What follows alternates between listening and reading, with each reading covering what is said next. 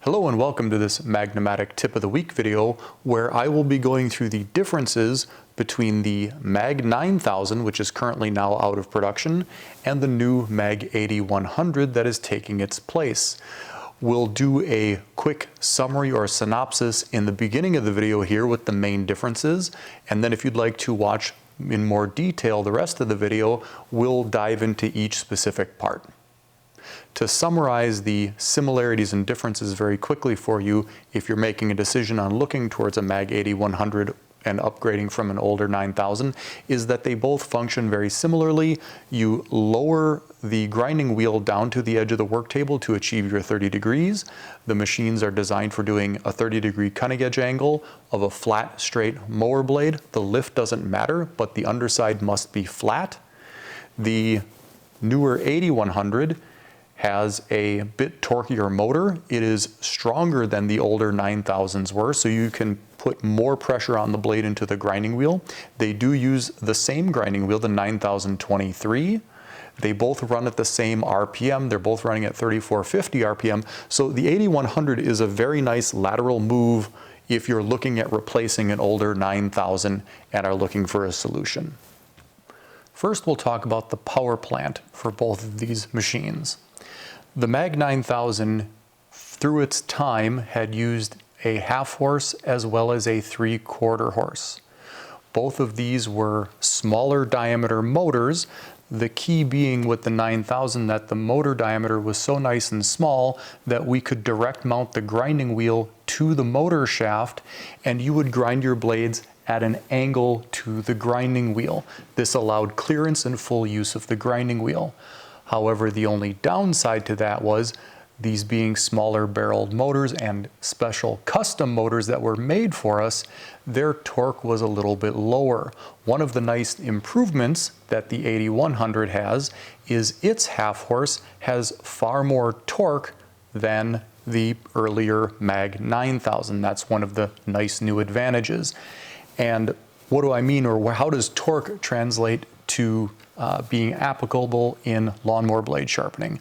Well, if you ever had a 9000, you might have noticed that if you pushed really, really hard, it was possible to get the motor to groan or slow down a little bit. Whereas with the new 8100, it is far more difficult to do that. It simply has more power or more torque. The MAG-8100 is offered in two motor sizes, a 1/3 horse and a half horse motor. The unit here being shown is with the half horse motor, which is totally enclosed and fan cooled. So that is a longer lasting motor because it is sealed from all the grit and dirt of grinding. The 1/3 horse motor is an open motor which can get grit and dust over time, and it would take a long time, can get into the motor and shorten that motor's life. So if you're looking for more of a commercial application, if you're a small landscaper, we recommend the half horse motor for those commercial applications. If you're more of a prosumer or homeowner with a large property, the 1/3 horse is just fine. The next difference between the two units, again having to do with the motor and position of the motor, you'll notice in the 9000, you're seeing the grinding wheel at the face here. The motor sits behind the grinding wheel, and as I mentioned before, it is directly mounted to the motor shaft. Whereas the 8100, you see the motor is over here. There's a belt drive in the back that drives the grinding wheel. The upside of creating this belt drive is we've given ourselves more room around the grinding wheel, and we can now approach the grinding wheel perpendicular to its rotation. So you're grinding against the original square face of the grinding wheel, which makes getting a tip on the mower blade a little bit easier. Whereas with the 9000, because you approached at this angle, because of the clearance of the machine, you had a little bit more difficult time because you started with a brand new grinding wheel grinding on the corner of that wheel. And until that wheel dressed itself out more square, it was harder to get a really nice pointed tip on this unit. And it's also more intuitive to come perpendicular to the grinding wheel for most operators. That was always a point of sometimes confusion if people didn't read the manual about the 9000, they didn't understand the approach to the grinding wheel. Another difference to mention is the approach for left-handed lawnmower blades. One thing that was less than ideal with the MAG-9000 if you had left-handed blades is that you had to stand on the side of the machine here, feeding the blade in from kind of the side or standing almost behind the machine, and the grit guard was a bit in your view. You got a very small area of the grinding wheel to see while you were sharpening, and coming at that angle was sometimes disorienting for people doing left-handed blades. Whereas with the MAG-8100, because we have this, you could say, kind of throughput design that we are now perpendicular to the rotation of the grinding wheel, the left-handed axis is almost as nice as the right-handed axis.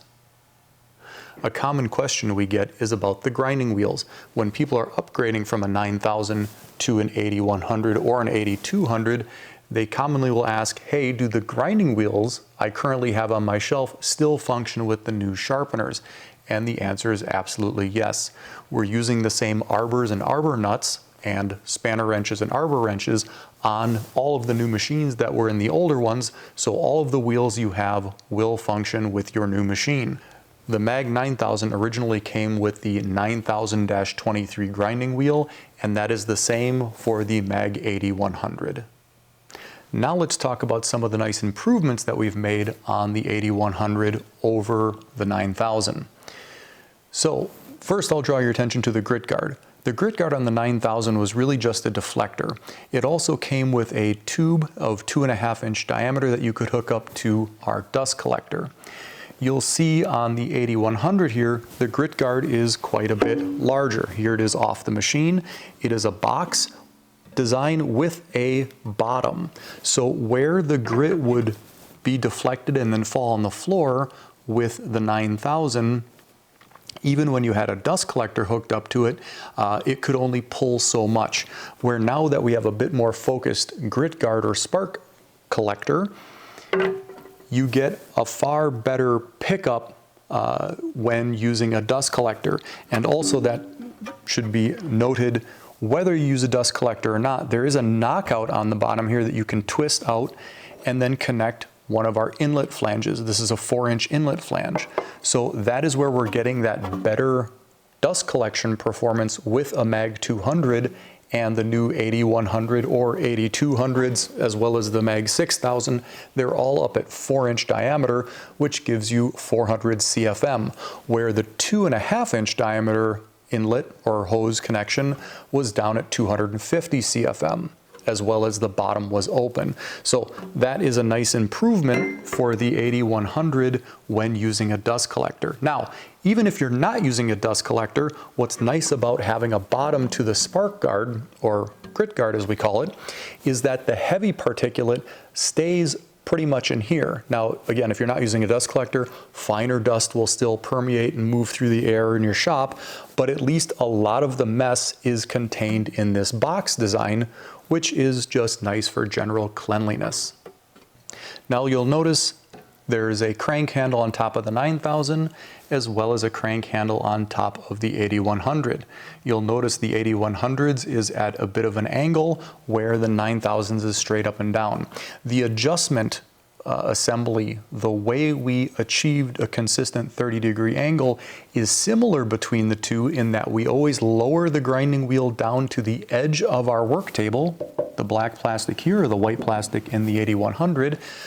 You lower the grinding wheel down to where it almost touches the plastic corner, where let's say a business card or a piece of paper would fit in between. That will give you 30 degrees on the mower blade.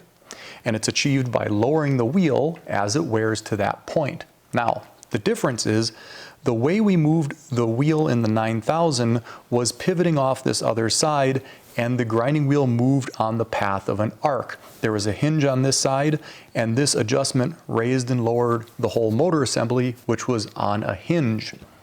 Now on the 8100 that I've turned around here for you, the whole machined adjustment in here is much more complex. However, it is giving us a much more accurate angle over the life of the grinding wheel.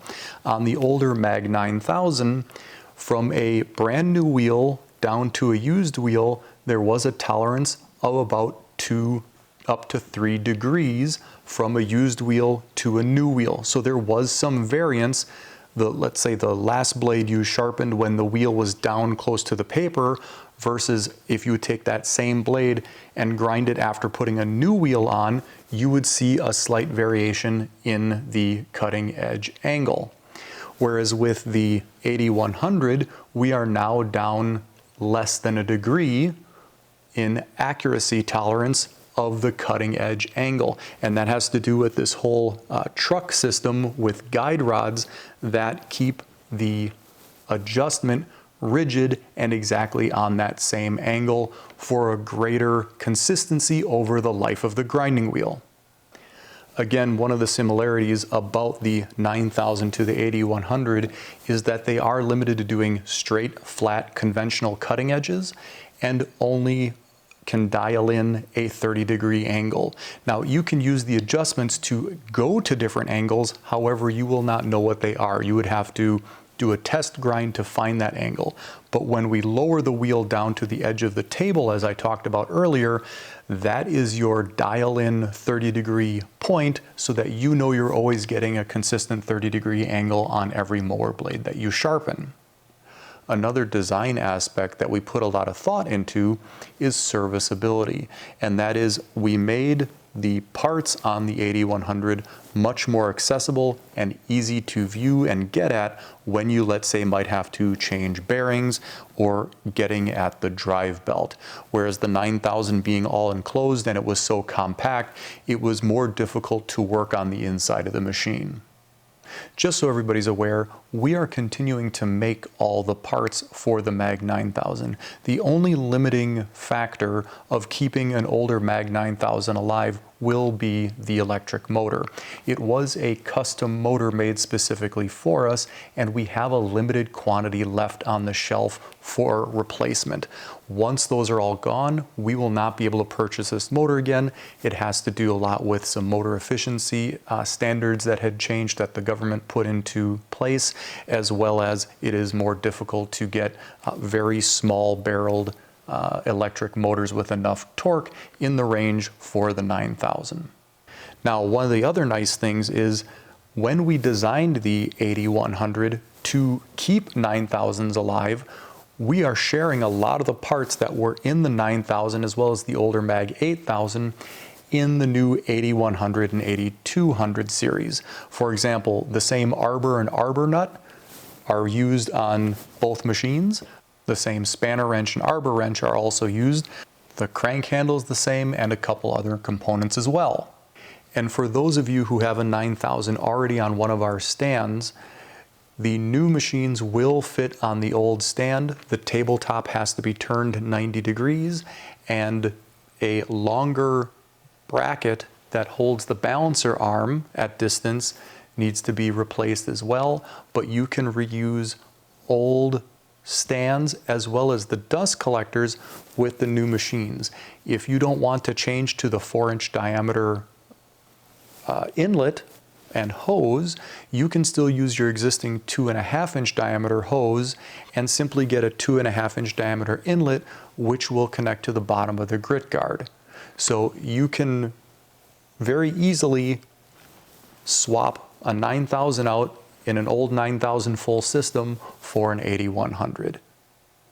When we came time to give names to the new MAG-8100 and 8200, we kept them in this 8000 series naming scheme because, like the MAG-8000, the orientation of the motor to the grinding wheel or abrasive with a belt drive on the backside had the same type of form factor.